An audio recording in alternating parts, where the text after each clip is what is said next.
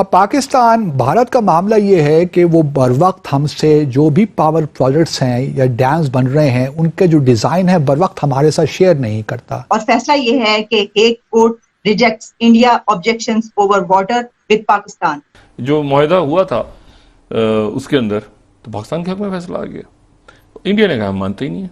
अब हमें कोई समझा दे कि अगर ये बायलैटरल इशू है और दूसरी तरफ भारत ये कहता है कि इसमें तो हम बातचीत ही नहीं करेंगे क्योंकि अब तो ये मामलात ख़त्म हो गए हैं, पाकिस्तान का कोई लोकल स्टैंड आए नहीं है, तो अब हम क्या करें।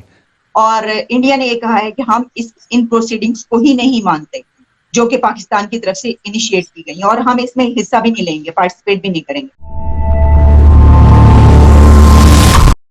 नमस्कार दोस्तों, आप सबका स्वागत है मेरे YouTube चैनल PKC एक्शन में। अभी जो वीडियो देख रहे थे वो पाकिस्तान से रिलेटेड है और पाकिस्तान जो भारत और पाकिस्तान के बीच में सिंधु जल समझौता हुआ था उस पर लेके परेशान है। अब भारत उस पर कुछ और नहर परियोजनाएं और डैम बनाने की कोशिश कर रहा है, तो जिससे पाकिस्तान में खलबली मच गई। तो चलिए इस वीडियो को पूरा देखते हैं और फिर उस पर बात करते हैं। लेकिन हमारी जो हालत है आप समझ लें कि एक ऐसे कोल्हू के बैल जैसी होगी जो आंखों पर खोपे और गले में घंटी डाले एक सफरे लाहासिल पर हम देख रहे हैं कि दायरे में चलता चला जाएगा। इसी तरह पानी के मसले में भी भारत यही कहता है कि बायलैटरली हम डिस्कस करते हैं, लेकिन वो बायलैटरल डिस्कशंस को या टॉक्स को इस्तेमाल करता है कि जो चीज़ें उसने करनी होती हैं वो कर गुजरे और पाकिस्तान को फेट ए कंपनी पेश कर दे। यही उसने कश्मीर पे भी किया। 1.5-2 ट्रिलियन डॉलर की उनकी इकोनॉमी और वो कह रहे कि इसको हमने डबल और पता नहीं ट्रिपल और पता नहीं क्या क्या करना चाहते हैं, मतलब वो हमारे दिमाग से ऊपर की कहानियां होती है। लेकिन वो आदमी ना तो कभी उसको टाई लगाए देखा, ना कभी उनको वो अपने वेस्टकोट और वो सिंपल सा कुर्ता होता है जो जहां पे भी जाते हैं बाय गॉड। IMF के जो रिप्रेजेंटेटिव है वो मिले खास साहब से। अब वो मेरे जहन में एक फौरन एक हलचल शुरू हुई क्योंकि मैं पॉलिटिकल साइंस का स्टूडेंट हूं।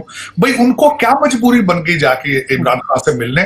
IMF एक सियासी जमात से जाके गारंटी ले रही है। क्या IMF ऐसी ही गारंटी किसी और मुल्क से लेती है?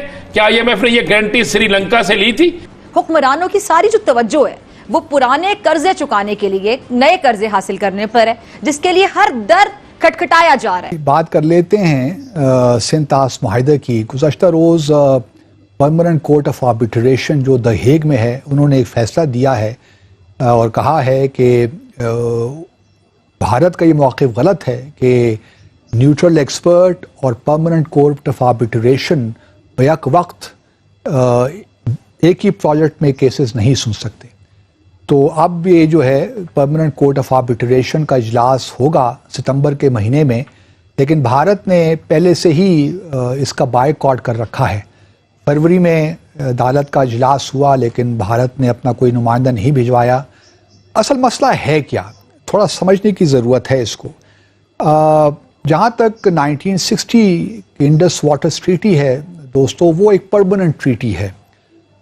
उसको यूनिलैटरली ख़त्म नहीं किया जा सकता, या एकतरफा तौर पे ना भारत उसको ख़त्म कर सकता है ना पाकिस्तान ख़त्म कर सकता है, और इसका जो गारंटर है वो वर्ल्ड बैंक है। इसमें जो है बल्कि तब्दीली की जा सकती है, जो शिक़े हैं उसको रिव्यू किया जा सकता है। आर्टिकल 12(3) के तहत जो ट्रीटी का हिस्सा है उसके तहत इसको तब्दील किया जा सकता है, मॉडिफाई किया जा सकता है। लेकिन जो डिस्प्यूट सेटलमेंट या डिफरेंस सेटलमेंट मैकेनिज्म है जो आर्टिकल 9 में दिया गया है इस ट्रीटी के, वो बड़ा वाज़ेह है।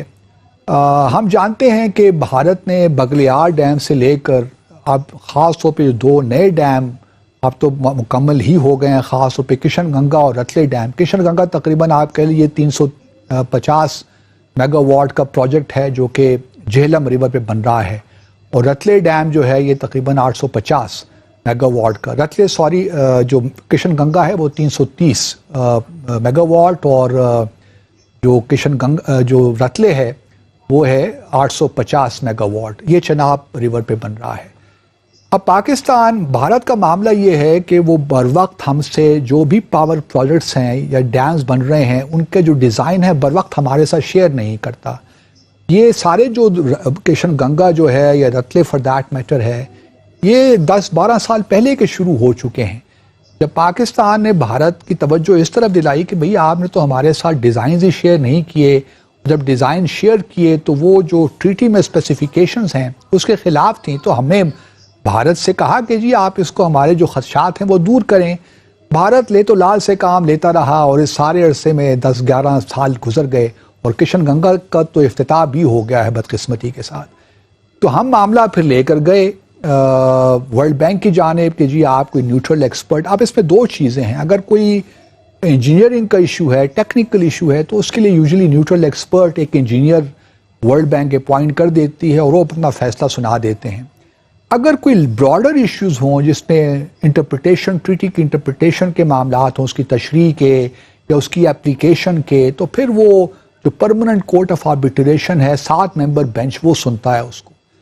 तो हमारा ख्याल यही था कि न्यूट्रल एक्सपर्ट जो है उनका तो एक लिमिटेड मैंडेट है, तो ये मामलात जो हैं किशन गंगा के और रतले के ये जाने चाहिए अदालत में, कोर्ट ऑफ आर्बिट्रेशन ने। भारत ने कहा कि नहीं जी, क्योंकि ट्रीटी में ये है कि पहले आप बायलैटरली मामलात को सॉल्व करेंगे, बायलैटरली नहीं होगा तो फिर ये मामलात न्यूट्रल एक्सपर्ट को जाएंगे, अगर न्यूट्रल एक्सपर्ट नहीं कर सकता तो फिर ये मामलात आखिर में कोर्ट ऑफ आर्बिट्रेशन में जाएंगे। तो एक लिहाज से ग्रेजुएटेड प्रोसेस है।